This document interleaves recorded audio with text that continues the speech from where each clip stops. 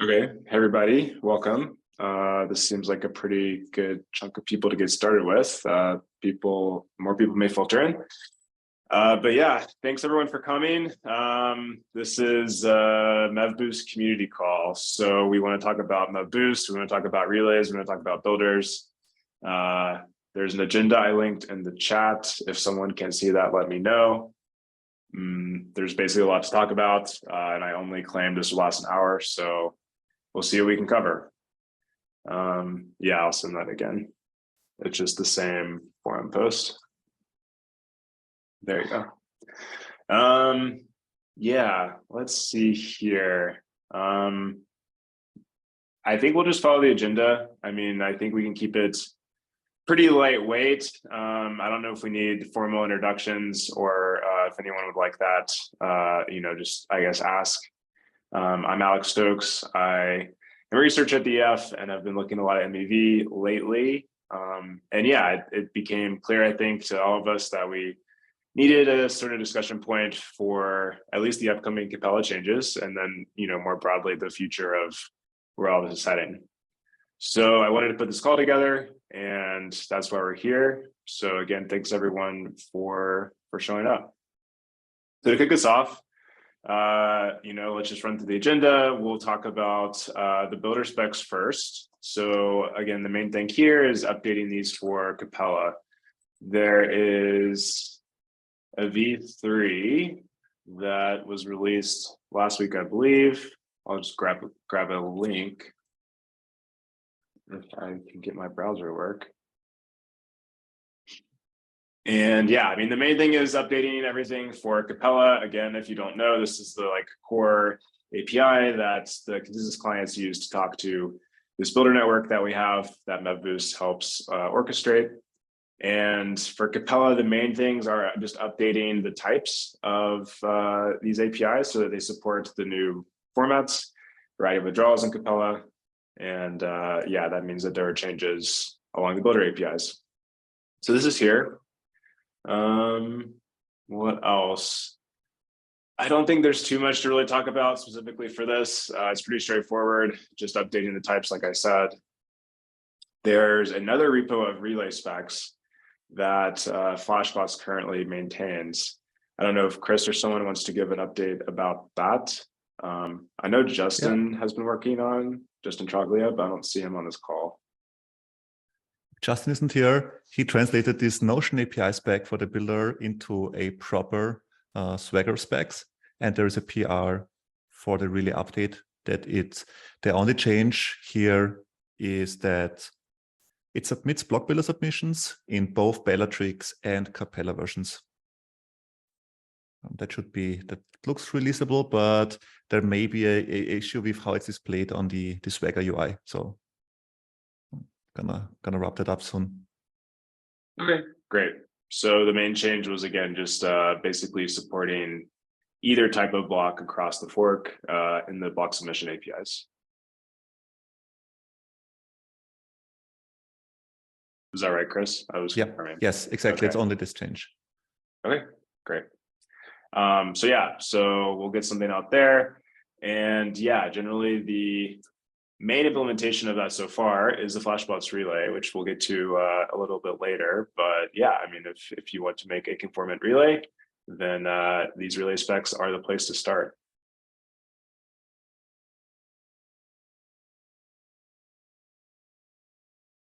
While we're here, I did want to talk about specs generally. So there's another PR for Deneb. So this is the EIP 4844 changes and things like that.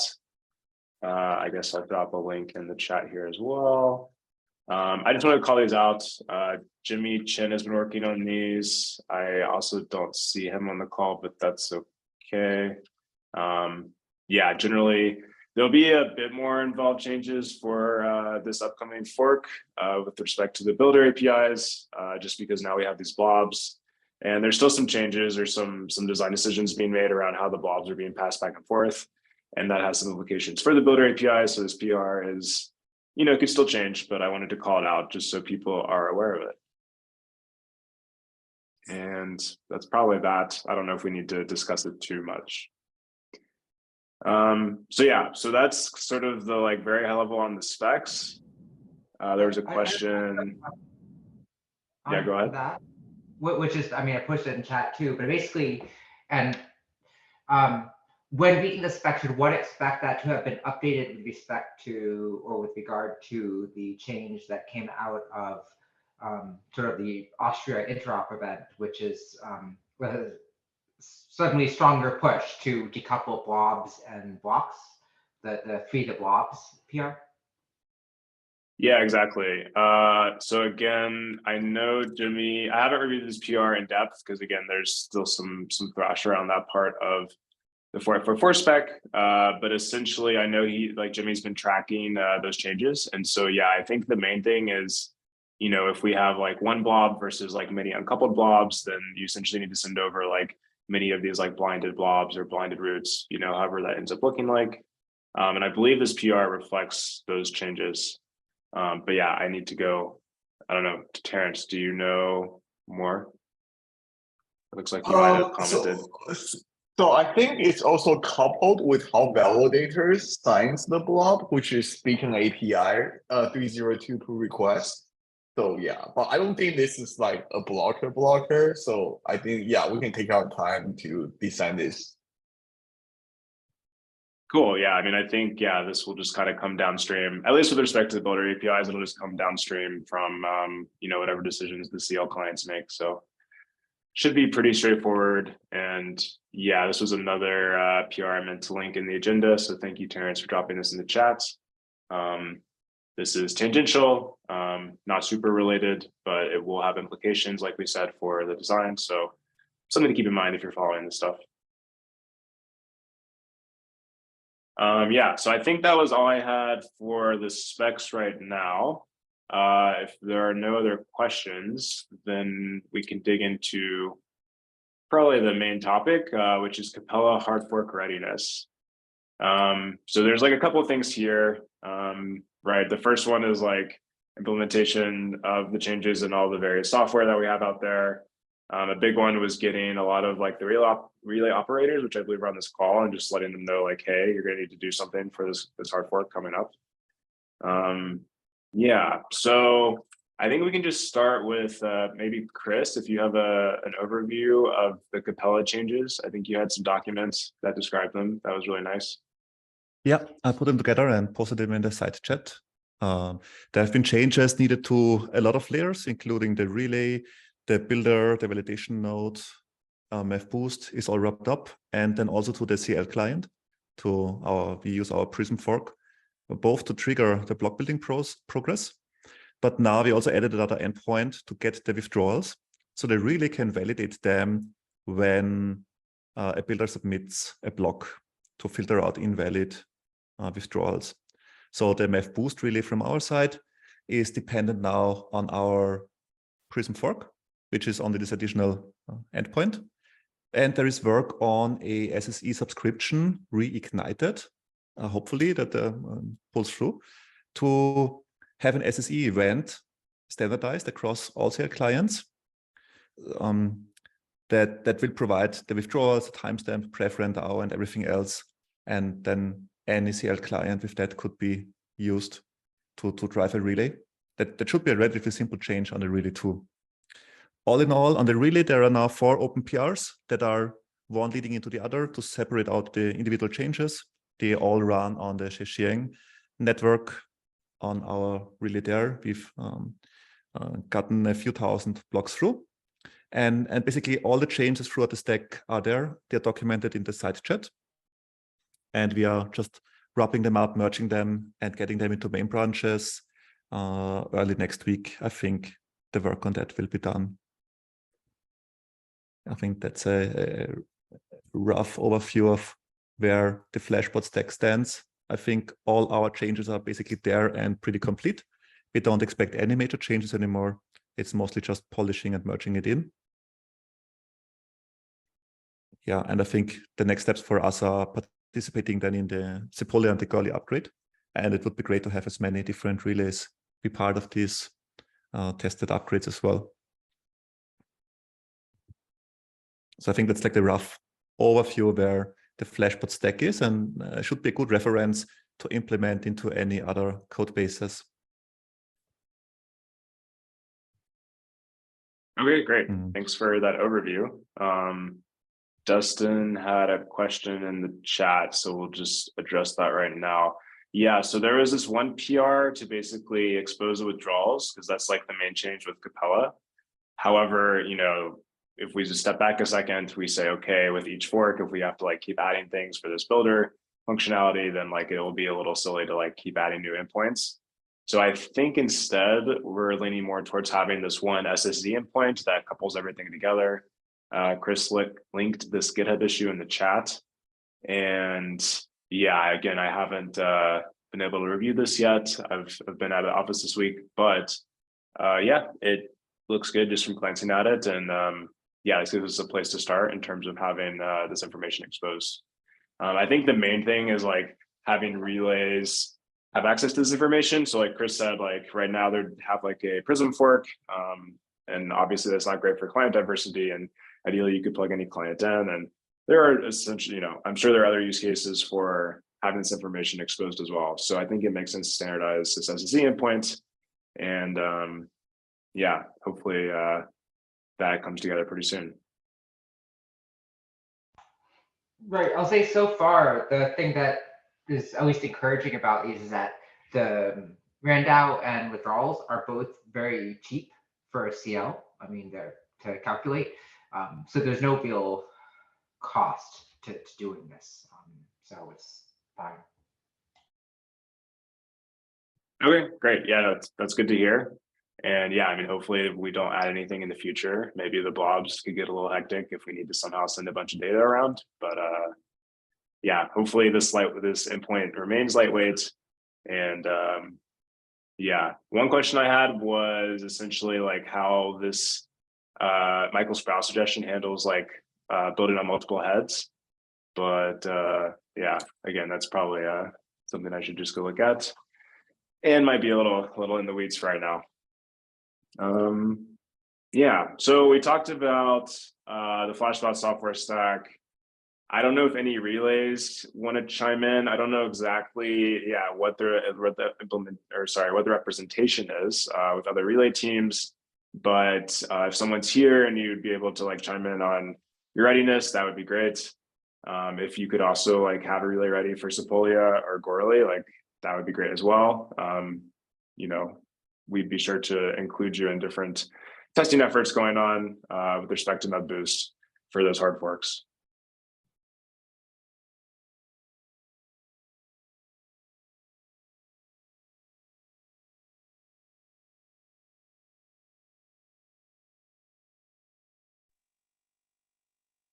And the ultrasound relay runs on Goerli. And I guess one question is, do we have dates for Goerli already for the fork? We do not yet. Sepolia is happening, I believe, the next Monday or Tuesday. And yeah, that being said, yeah, we could aim for Goerli for relays, and yeah, just coordinate, you know, asynchronously to make that happen. Yeah, and I guess if Sepolia goes well, my feeling is Goerli would happen in like the 2 weeks after that. So like mid-March, assuming nothing goes wrong on Sepolia, seems realistic. At Block Native, we're not running Sepolia, so we will be testing on Goerli. So we'll definitely be paying a lot of attention to when that date is. And we'll be ready to test on our Goerli relay.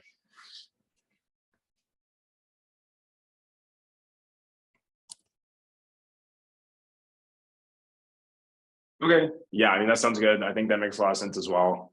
Sepolia is a smaller net, and yeah, I think we can have a lot of these changes together, and then you know, once there's a fixed Goerli fork date, then we can make the rounds, make sure everyone's ready, and hopefully have like a nice dress rehearsal, so to speak, before mainnet.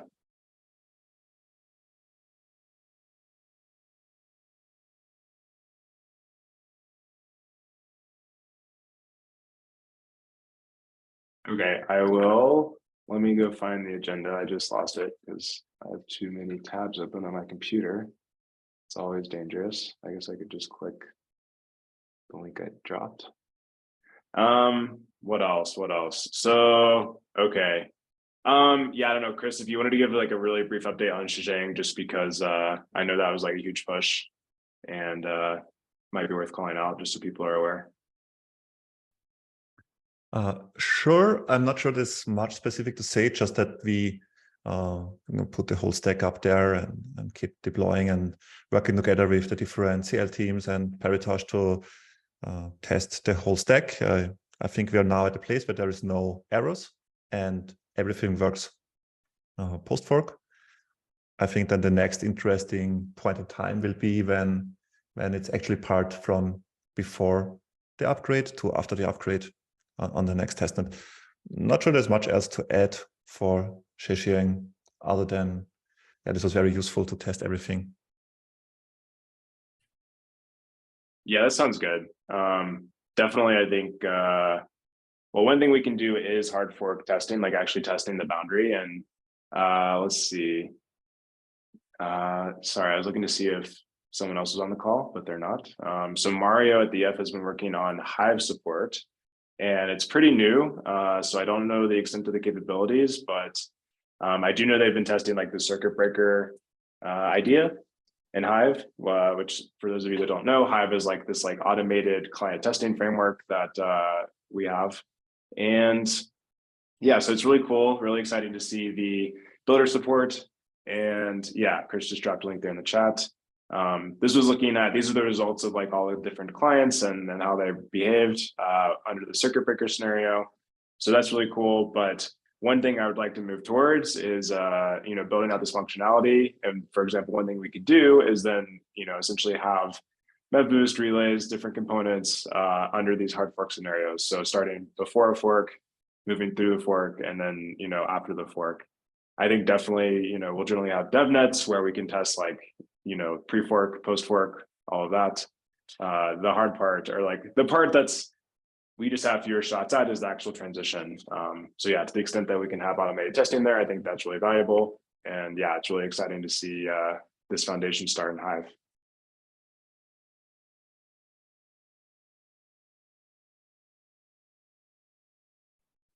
Okay, we talked some about timelines and things. I did have this in the agenda, so I was called out. I've been working on Rust implementation of essentially the MEV-boost stack, and it's still pretty early. I'm a bit sort of bandwidth constrained on like what I can build out. But that being said, I have put together this thing I'm calling a mempool builder. And the idea is basically to emulate the builder APIs just using the mempool of a local execution client. TBD to see where this really goes. I think some of the clients are already interested in using it for testing. So, one example would be in the future, say the Deneb changes are like done ahead of time. And then we could actually do a lot of this early testing on the CL side with that stack. And basically just wanted to call it out. If anyone's interested, check out, I guess it would be helpful to have a link. Check out this repo, and yeah, we can go from there. So yeah, Chris was asking like, what do I mean? And so basically the idea is there's a consensus client that's like keeping track of consensus. There's a execution client, right, that does all of that stuff. And then basically there's another component, which is this builder, and basically it's just building blocks from the mempool. And so, rather than say like having to have a Prism fork, Chris, to like do all of that, instead you can just run this one piece of software, and it basically like man in the middle is the engine API and does all this stuff to orchestrate all the right pieces at the right time. Yeah, I should put together more documentation, which I'll put in like the README of that repo. I haven't done that yet.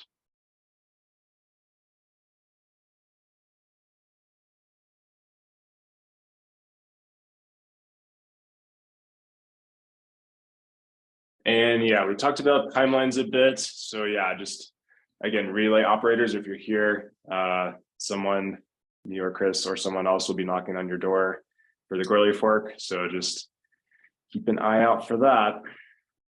Can I ask a question? Sure. Yes, sorry.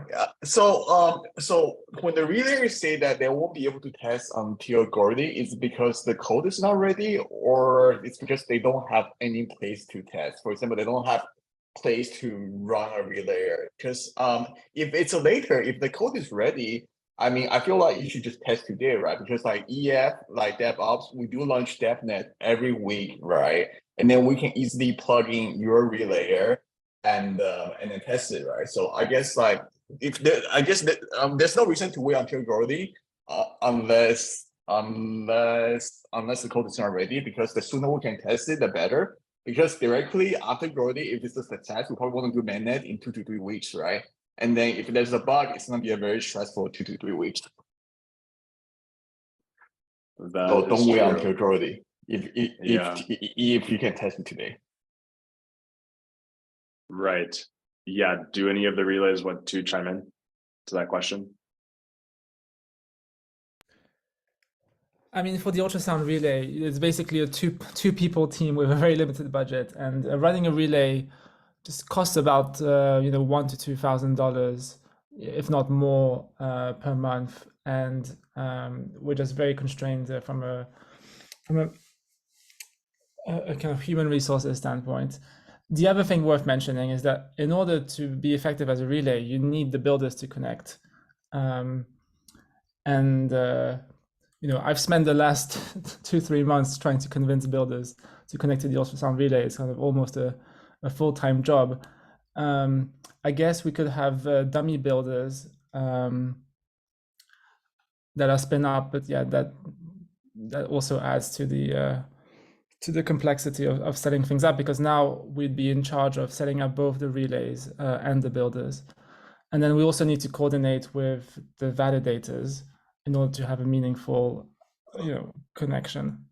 So we do have those today. So Chris, please correct me if I'm wrong. Last time I checked, we do have a mod builder, we do have a mod validators, and it's actually very easy to set it up as long as you can provide the relay image, and that's all we need. And we'll do the rest.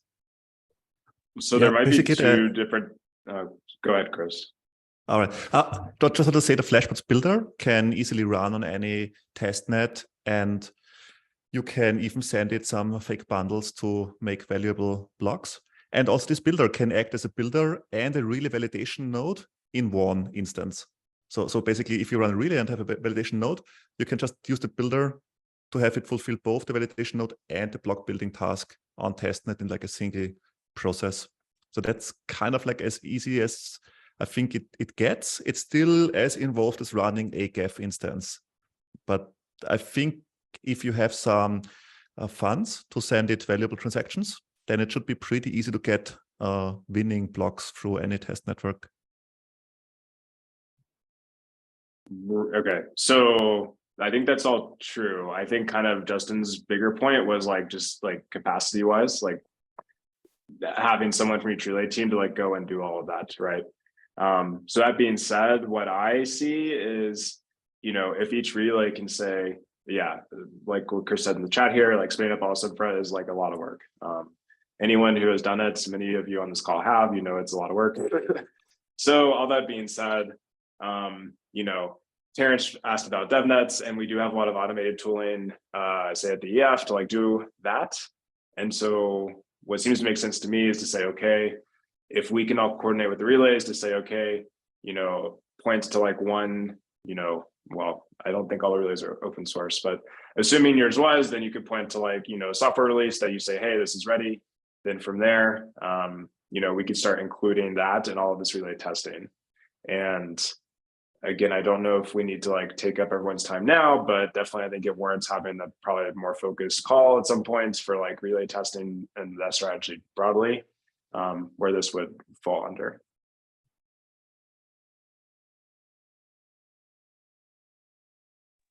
At The Block point Native, being, yeah. at Sorry, Block Native, go we'd be happy to work with that testnet to try it out. I mean, I would do agree though with Justin that there's a certain amount of resources that we have to spend to to spin up an additional relay, spin up a builder, spin up bundle injection into said builder. all that stuff, to spin up the full pipeline to be able to test that. So it's not just, at least for us, it's not just spin up a Geth node and you're good to go. I wish it were that easy. Right. And so I think we should like well, okay, Chris dropped a question. Block Native, do you want to address that? Oh, yeah, I just wanted to, because Chris, you were just talking about the Block Native stack, and I just was curious how far along, like you have the Dreamboat implementation, right? Are you already working on the upgrades? Are you, how far along is that? We're working on it internally. We're looking at it internally, trying to understand everything we need to cover. But we haven't committed any code to our repo yet to accommodate the Capella.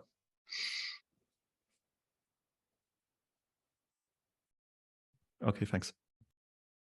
Yeah, and so just to like be clear, I kind of am hearing two things here. There's like more like, okay, the relay operators will like have this like software set that they run. And I think that's kind of what Terrence was getting at, was more like, if there's this like fixed software artifact, how can we test that? And like, I think the things I said follow from that. There's also the second thing, which is like, at the end of the day, relay operators will have actual deployments, and like, it would be good to test those. I think given the overhead, this is like tricky to ask every relay operator to say, hey, you should be spinning up, for example, Shazang, like every DevNet that we have for each fork, that's like a lot.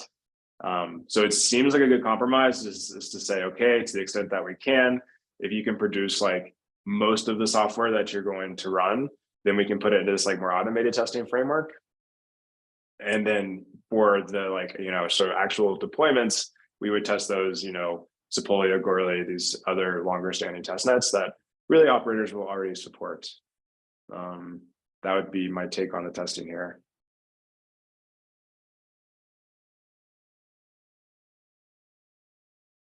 Dustin asked the question, will there be a way to find the set of relay operators supporting Sepolia around the fork? So other than just going to the different operators pages and seeing the information they put out, I don't think so. It sounds like just Flashbots will be operating a relay for Sepolia. Someone correct me if I'm wrong. Well, definitely not Dreamboat.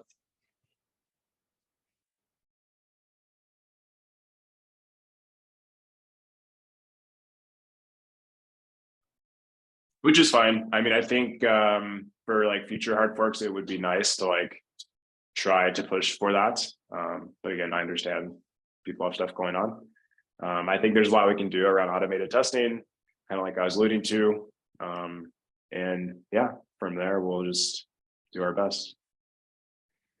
I don't know who iPhone is, but well, the thing is you can run a relay on Sepolia. It's just, okay. Hello, Sam. That's fine. You can run a relay on Sepolia. It's just then, you would just have to be able to, have people use it. Yeah, like Chris said, you can always run relays. The validator set is closed on Sepolia, and that's mainly just to keep it, have this like very stable test net, compared to say Goerli, where there's like much more open participation. And yeah, they're just kind of biasing towards different use cases.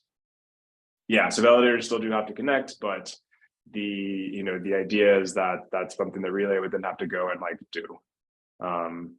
And yeah, that's So up to the relay. I guess if we really wanted to like test on Sepolia, then yeah, I mean, that's a fair point. Like, that being said, I think, people on this call know most of the Sepolia validators. And so if the relays, if it seems like it's worth testing, then we can make sure to like do that.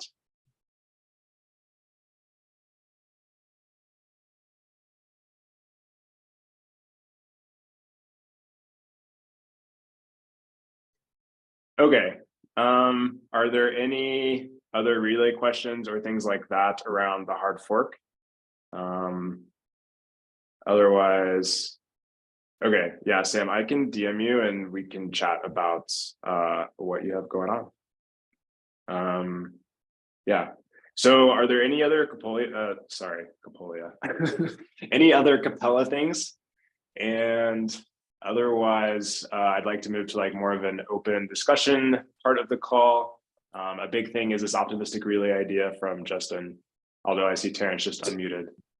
Yeah, so I guess one more thing is worth bringing up that post Capella or Chapella, that clients will have this feature. So this feature is that the clients will essentially compare block value between the local build block and then the builder build block, and then choose whichever one is the highest, right? So if today my local get gave me a block that's 0.1 ETH, but then the highest bidder block is 0.05, then in that case, I will use my local one.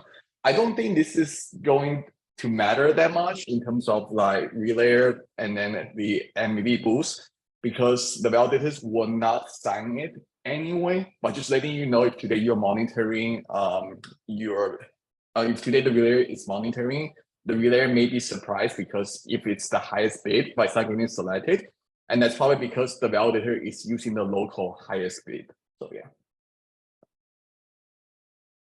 Yeah, thanks for bringing that up. So that's another important change we had with Capella, was changing the engine APIs so that when a proposer goes to get a block, it basically could ask this like local pathway or this remote pathway via MevBoost.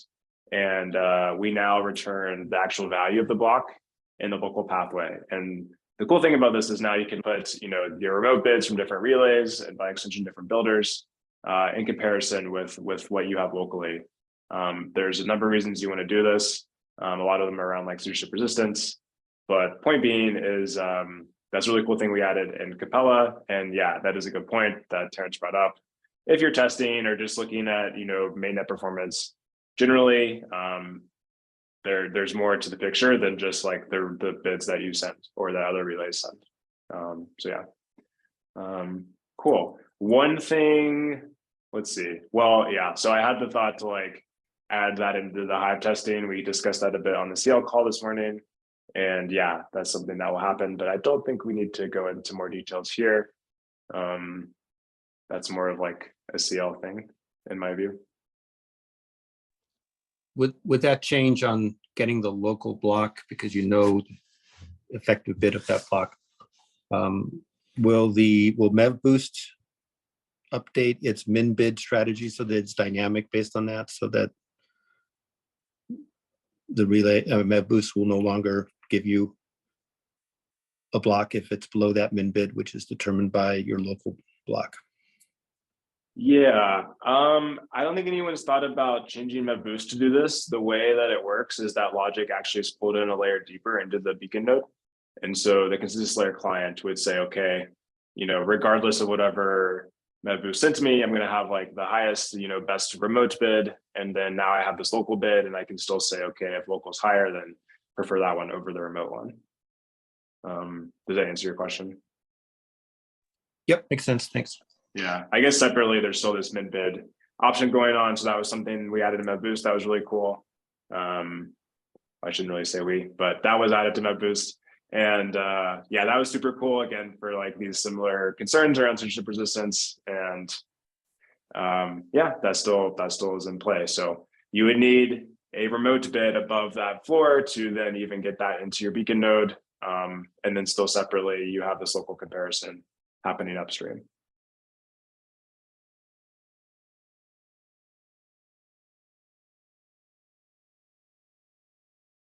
So I want to save some time to go into this optimistic relay.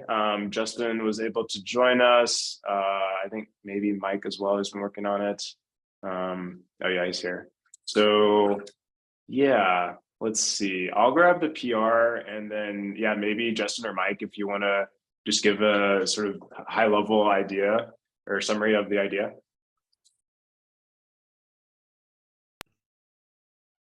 I'd be happy to, but Mike is the main person working on this. So Mike, do you want to go ahead? Sure. Yeah, let me drop a few links in here. First, the actual PR. We made a PR against Flashbot's MevBoost relay. And hopefully that's sent. Okay. And then also, I guess this doc provides a little more context on the reason we're interested in this. So maybe it makes sense to give like a 3-minute elevator pitch and then we can kind of open up the floor for any questions or anything.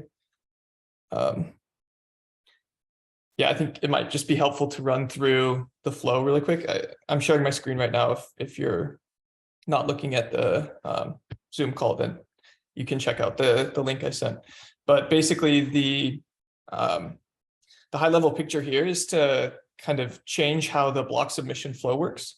So this, I guess the sequence diagram shows the current state of these non-optimistic block submissions. That's what we're calling kind of the status quo, where the block validation happens before a bid is marked active for the builder. So the relay sends the execution payload to the validation nodes confirm that it's valid, and then the bid becomes active to win the auction. And that all has to happen before get header is called from the proposer perspective. So the that has to happen before get header, because get header returns the max bid from the relay. So what we're proposing here with the optimistic relay is to actually mark the bid active immediately. So when the builder submits the block, kind of immediately we say, okay, this bid is active, it can win the auction, and the validation happens asynchronously. So we basically queue up in a different Go routine the simulation of the block against the validation nodes, and the that happens kind of post the bid being marked active. The reason to do this is because at a lot of the winning bids come in right at the end of the slot, and the validation takes some amount of time because it's a call between the relay and the validation nodes, and there's some amount of time that is involved in just simulating the block against Geth. So if we remove those extra milliseconds from the end of the slot, then the winning bid can come in closer to the 12-second mark, and thus contain more MEV both for the builder and for the proposer. So the kind of obvious risk here is that if you serve an invalid block to the proposer and they sign that header, and then no valid block is produced, then you have a missed slot. This is kind of the worst case scenario. And the way we plan on defending against it is having collateral held for the builder. So any builder who ends up submitting a block that wins an auction but doesn't actually produce a valid block on chain, their collateral will be used to repay the proposer who lost out on the slot. So yeah, that's kind of the high level idea. I guess we can talk more specifics about performance. We've done some work on actually really understanding how much time this could save for specifically the ultrasound relay. But yeah, that's the high level picture. In this scenario, so I understand that there's some collateral with the builder, but as far as the validator is concerned, their interaction is with the relay. So how does the relay recover from damage due to builders, not providing the block? I mean, how does the relay actually is made whole in its sort of reputational damage when it's not part of the collateral? Right. Yeah, Do you wanna go go ahead, ahead? Justin. So I guess in terms of making the refund to the proposer, the relay has all the information it needs because it has the fee recipient in the registration message. And from my understanding, there have been some refunds that have already been done by various companies, including Block Native, maybe Blocks Route, maybe Manifold also, where there have been some bugs, and there have been some refunds that have been given. And I don't think there have been kind of issues giving refunds. One of the things worth highlighting is that the proposer will get compensated with a delay. So usually they'll receive the execution rewards like immediately, and they're accessible in the EVM, but there'll be a small delay. So our goal with the ultrasound relay will be to make a refund within 24 hours. in terms of the reputational damage for the relay itself, it should be fairly minimal if there's an understanding, basically an education, an understanding within the community that it was not the relay that was at fault. It was the builder, and then the relay did the best which it could, which was to refund the proposer promptly. Now, one of the things that we intend to do as a relay operator is every time we do such a refund, be very transparent about it. So we could have, for example, a log on GitHub which details why we made a refund. For example, exposing the bad block so that everyone can verify that it's invalid. And there's various things that you can do as an operator to try and minimize these bad events. One of them is, if and when there is a bad event, making sure that you ask the builder to fix whatever bug caused the issue. Another possible idea is to have some sort of a timeout or cooldown period.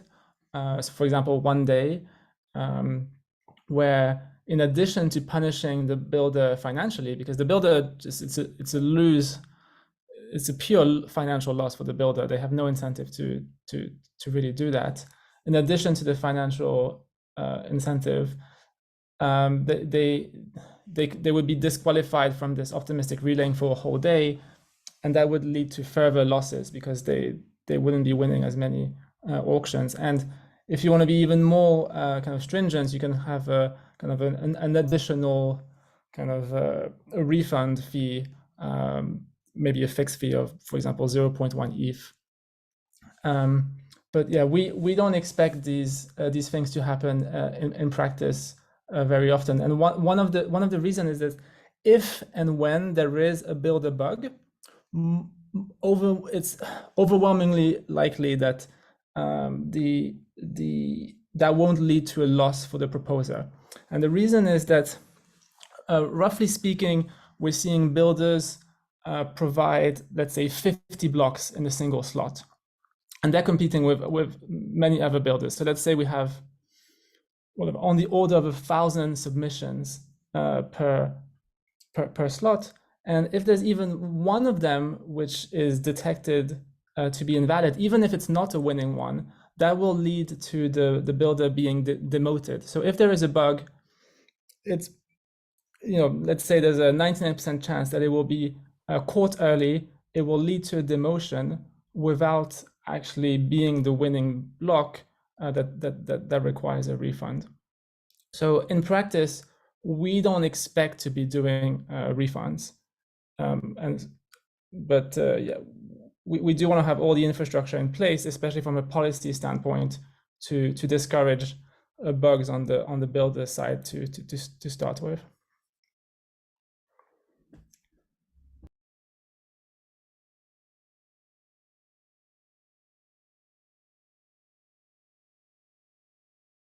Okay, thanks. There was a question in the chat: who reveals the body in this proposal?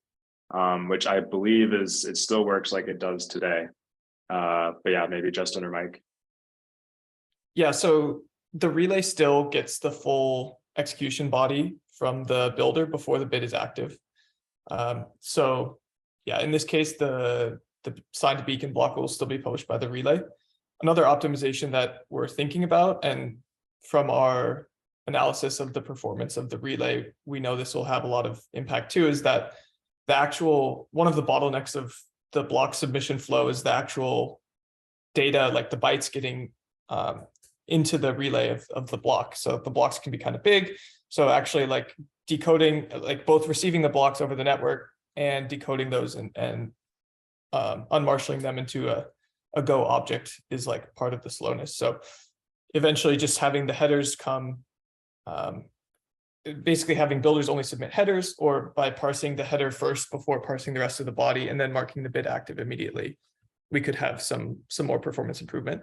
But that's kind of a further on down the line thing. What we're doing right now is having the block be published by the relay. Just to clarify on that, are you suggesting that down the road that the relay would deliver the header without actually having the body from the builder yet? And taking on that additional risk, latency risk with the builder? Right. Yeah, that would be kind of the next evolution. And then we would have to build in logic that says, okay, if the header wins the auction, but the body isn't available, then we might have to like wait some amount of time and hope that the rest of the body comes in over the network. So yeah, this introduces some more complexity. So that's why it's not what we're proposing in the initial version, but it's something we're thinking about. This is interesting. I guess my only feedback here is like if the payload is invalidated, right, then the block is missed. But the block actually contains more objects than the payload. For example, the block contains attestations, deposit, and withdrawals, right?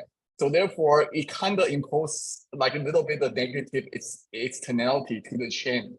Because if today, like a lot of blocks are missed, then are we gonna refund those attestation rewards and instant committee rewards and stuff like that?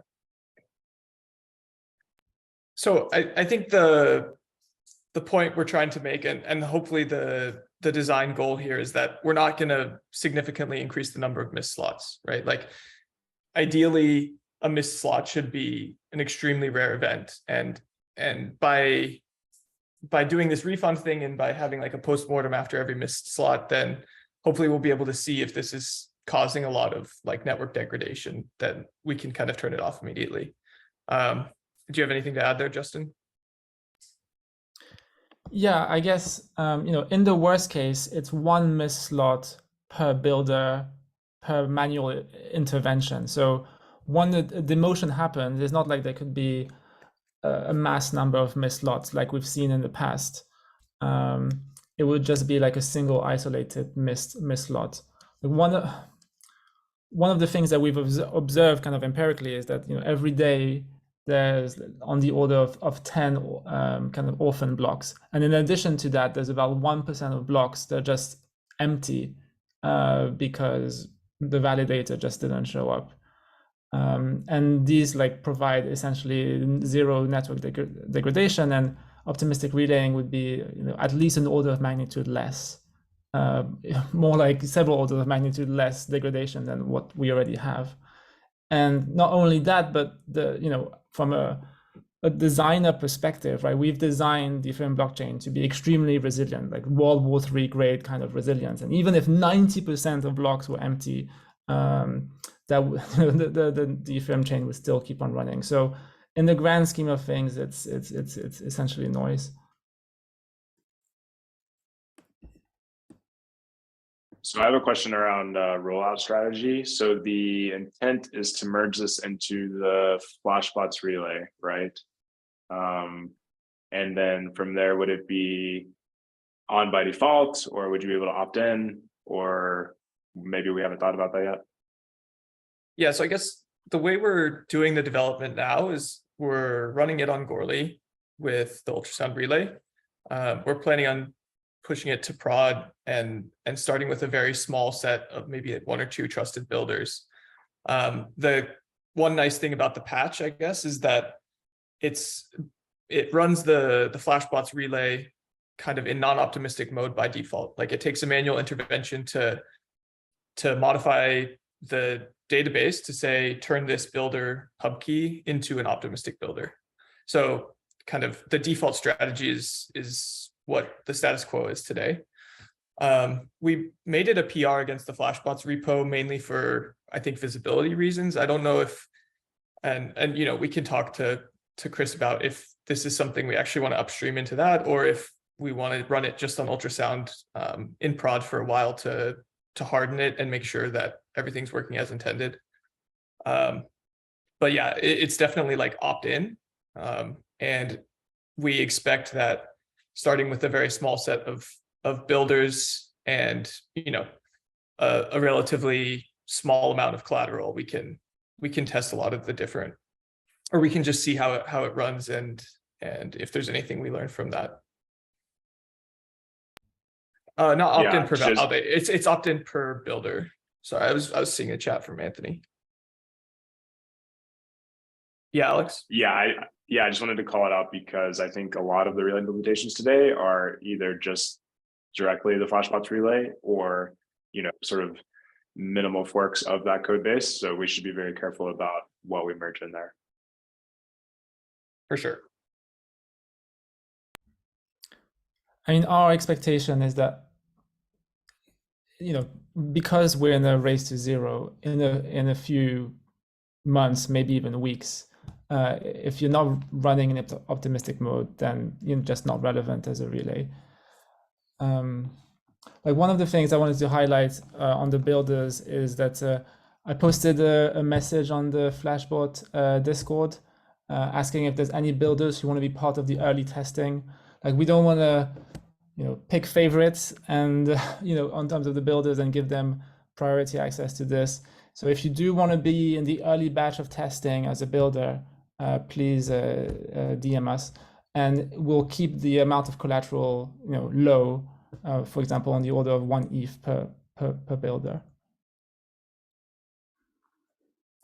And another thing we kind of have talked a bit about in this doc has a small section on it, is this idea of the fact that small and other relays besides ultrasound, might want to adopt this, but might be held back by the kind of financial and legal implications of holding collateral. And so one idea we have to address this is we're calling a guarantor, like a builder guarantor.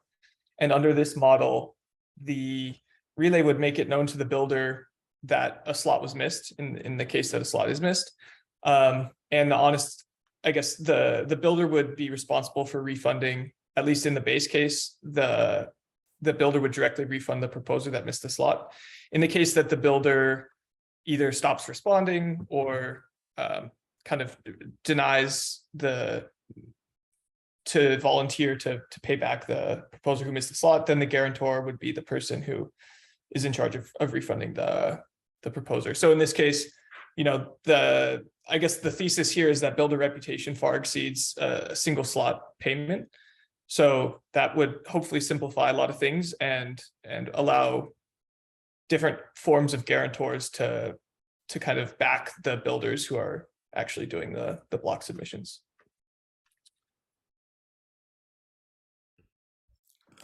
One of the things I guess worth highlighting is that there is a way to run the relay without taking any collateral, and at least no financial collateral. And the way that it works is that you're using reputational collateral or maybe legal collateral.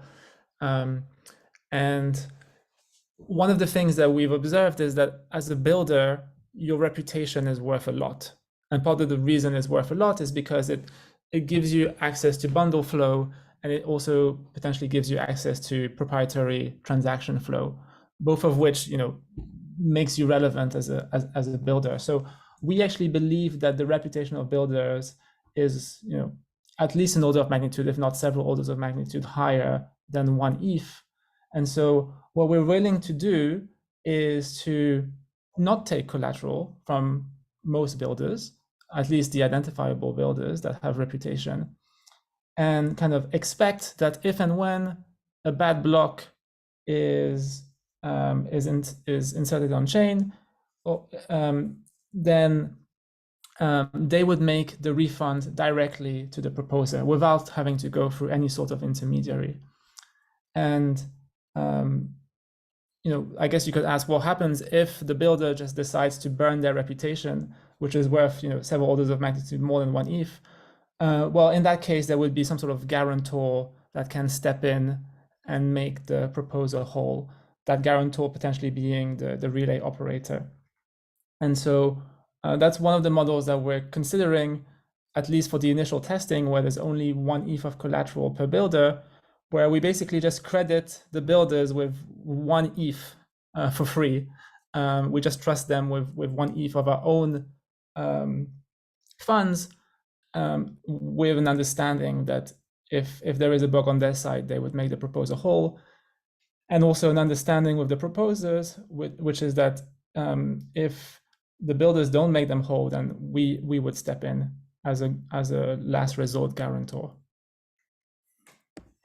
And one thing that I think we should mention, just following up on that, is that if a block has a value that's higher than the collateral, then we would just process it in the non-optimistic way. So like the first thing we do is check if the value exceeds the collateral of either the builder or of the guarantor.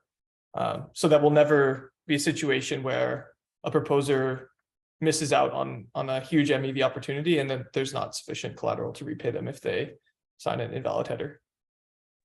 So in that case, is there an opportunity for a builder to have a higher collateral and therefore a richer builder can basically get preferential treatment because they will not be in the pessimistic sort of pipeline because they have a higher collateral? Right, so higher collateral does imply a higher amount of their blocks submitted will be optimistic. We think in the long tail, you know, those super high MEV blocks are rare enough that this doesn't seem like that efficient of, I guess, that large of an issue. I don't know if you have anything to add there, Justin. Yeah, so it is definitely, you know, the more collateral you have, the more of an edge you have. And so what we want to do here is basically limit the amount of collateral per builder. And it would be the same limit for every single builder. For example, it could be a limit of 1 ETH. Now, the really good news here is that if you look at the distribution of MEV over of rewards over the blocks, it's like the vast majority of blocks have less than 1 ETH. You know, we'd have to quantify it exactly, but it's on the order of 95%. And so from our perspective, you know, what is our mission as the ultrasound relays? We want to improve the censorship resistance of Ethereum, and it's perfectly fine if we do so on 95% of the blocks, and then the 5% tail would just go through the status quo pessimistic validation. But yeah, it is important that there is the same limit for every builder and that this limit be low. And you know, if the price of ETH increases dramatically, you know, it goes to 10,000, 100,000, $1 million per ETH. Well, we can just reduce the value, the amount, the cap over time. And the one possible policy would be to cap the amount of collateral to target, for example, 95% of the blocks. But that's kind of more of a policy thing for relays, and we're kind of encouraging relay operators to have a reasonable policy there in terms of the cap.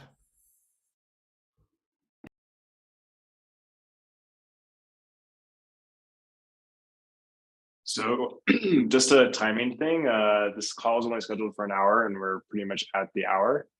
If people want to stay on, I'm happy to do that.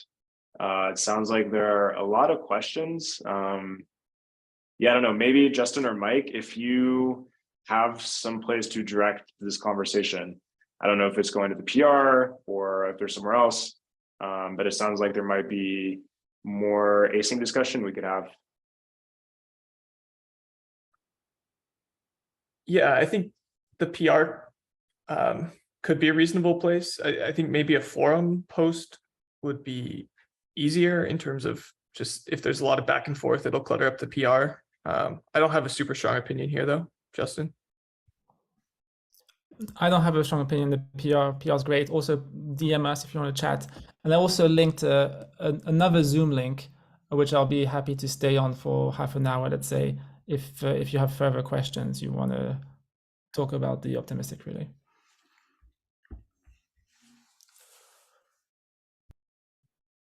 Okay, so perhaps we'll do that. If anyone would like to move on to sort of an extended Q&A, Justin is happy to do that. And yeah, otherwise, are there any final comments about any of the other things we discussed? There's a question in the chat, when is next call? There isn't one right now. I think for now, it makes more sense to have these be supply driven in terms of, yeah, I was thinking kind of monthly. If people feel strongly, then yeah, maybe chime in the Flashbots forum post where the agenda was, and yeah, we can figure out how to move next. May I suggest that we have another call before the Goerli hard fork? Mm-hmm. as sort of Okay. from a readiness. I like the monthly idea, but just because of the very interesting hard fork coming up, you might want to be tied to those calendar events. Yeah, that's a great idea. Yeah, like part of my hesitation is I know we all have a lot going on. It's not that we need like another standing call, whether that's weekly or monthly or whatever. But yeah, definitely we should have a call before the Goerli fork. So everyone keep an eye out for details for that. I'll find the time. I guess generally, does this time on the calendar work for everyone, like the 4 p.m. UTC? I guess you're here, so I guess it did. If it doesn't, let me know. Otherwise, yeah, I think we'll go ahead and wrap it up. And yeah, thanks everyone for coming along. Thanks for hosting, Thanks, Alex. Alex. Thanks, Alex. Bye, everyone. Thanks, guys. everybody. Cheers. Bye, everyone.